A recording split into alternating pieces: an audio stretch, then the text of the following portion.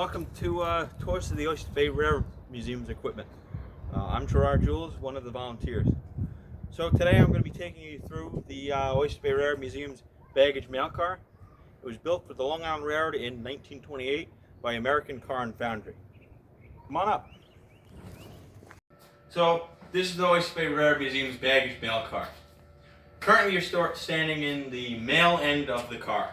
So on this end is where all of the mail and stuff like that would be sorted. Back in those days, before like mail trucks and everything like that, mail was sent around the country by rail. These two doors you see here would be where the person that was sitting in the RPO would grab the mail while the train was on the move. Imagine doing that today. So the metal things you see here are locomotive 35's boiler jacketing. Eventually it's going to be traced out and it's going to have to be replaced. So on this end of the car over here, this is the baggage section over here. This is when on like a long train such as the Sunrise Special or something like that would be heading out east.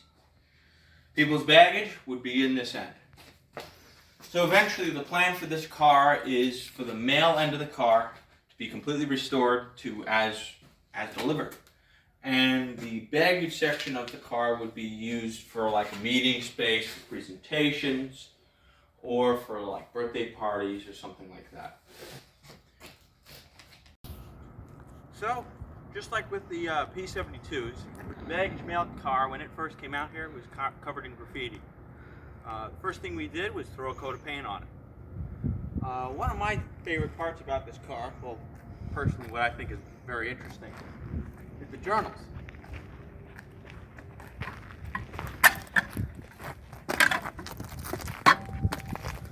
The original plain bearings. These do not have roller bearings in them, and they're cooled by the oil that sits on the bottom of the journal box.